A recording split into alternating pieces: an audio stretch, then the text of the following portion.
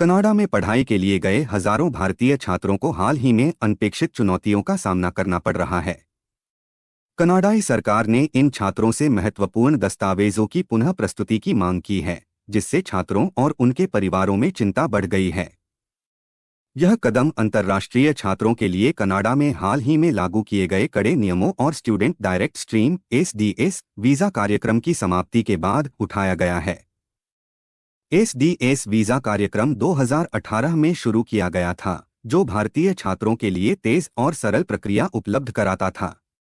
हालांकि इस कार्यक्रम को नवंबर 2024 में समाप्त कर दिया गया, जिससे अब छात्रों को सामान्य अध्ययन परमिट प्रक्रिया के तहत आवेदन करना होगा। इसमें छात्रों को प्रांतीय या क्षेत्रीय सत्यापन पत्र जैसे अतिरिक्त दस्तावेज प्रस्तुत करने होंगे।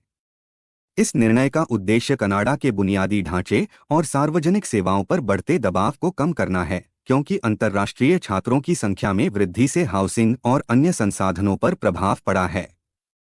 कनाडा के आव्रजन, शरणार्थी और नागरिकता विभाग (IRCC) ने पाया है कि कुछ छात्रों ने नकली स्वीकृति पत्रों और गलत दस्तावेजों के साथ आवेदन किया था। दिसंबर 2023 से अक्टूबर 2024 के बीच 17,000 से अधिक फर्जी पत्रों की पहचान की गई। इससे न केवल धोखाधड़ी के मामलों का पता चला, बल्कि छात्रों की अध्ययन परमिट की वैधता पर भी सवाल उठे। इसके परिणामस्वरूप कनाडा ने सभी छात्रों से अपने दस्तावेजों को फिर से सत्यापित करने की प्रक्रिया शुरू की है। इससे कानूनी प्रक्रिया में देरी और छात्रों की शिक्षा व निवास योजनाओं पर प्रतिकूल प्रभाव पड़ा है।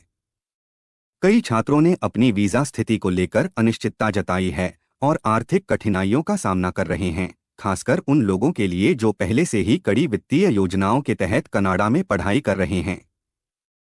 यह मुद्दा भारत और कनाडा के संबंधों के संदर्भ में भी महत्वपूर्ण है। हाल ही में दोनों देशों के बीच राजनयिक तनाव बढ़ा है, खासकर भारतीय राजनयिकों को लेकर आरोपों और खालिस्तान समर्थक मुद्दों के कारण। विशेषज्ञों का मानना है कि यह शिक्षा क्षेत्र में भारतीय छात्रों के लिए अतिरिक्त चुनौतियां खड़ी कर सकता है। कनाडा में भारतीय छात्रों की संख्या अंतर्राष्ट्रीय छात्रों का एक बड़ा हिस्सा बनाती है। 2023 में 3.2 लाख भारतीय छात्रों ने कनाडा में अध्ययन परमिट के लिए आवेदन किया था।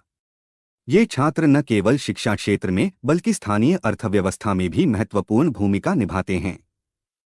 हालांकि नए नियम और जटिल प्रक्रियाएं कनाडा को एक आकर्षक अध्ययन गंतव्य के रूप में कमजोर कर सकती हैं। ऑस्ट्रेलिया और ब्रिटेन जैसे देशों ने पहले ही भारतीय छात्रों को लुभाने के लिए सरल वीजा नीतियां और वित्तीय सहायता प्रदान की हैं। कनाडा सरकार ने छात्रों की शिक्षा और अनुभव को सकारात्मक बनाने के लिए कड़े कदम उठाए हैं, जैसे कि हर 6 महीने में शिक्षण संस्थानों से छात्रों के नामांकन की रिपोर्ट मांगना और नकली स्वीकृति पत्रों पर सख्त कार्रवाई करना। लेकिन इन नीतियों का प्रभाव छात्रों की मानसिक और वित्तीय स्थिति पर गहरा पड़ सकता है। अब यह देखना होगा कि कनाडा अपनी शिक्षा प्रणाली में संतुलन कैसे बनाए रखता है और भारतीय छात्रों के लिए किस प्रकार के समाधान प्रस्तुत करता है। इस स्थिति ने यह भी उजागर किया है कि अंतर्राष्ट्रीय छात्रों को आवेदन प्रक्रिया के दौरान अधिक सतर्क रहने और फर्जी एजेंटों से बचने की आवश्यकता है। वहीं भारतीय सरकार को भी छात्रों के हितों की सुरक्षा के लिए आवश्यक कदम उठाने होंगे।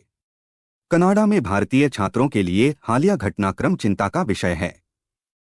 यह न केवल छात्रों बल्कि भारत-कनाडा संबंधों और वैश्विक शिक्षा के परिदृश्य को भी प्रभावित कर सकता है। इसके समाधान के लिए दोनों देशों के बीच संवाद और सहयोग आवश्यक है, ताकि छात्रों को उचित मार्गदर्शन और सहायता मिल सके।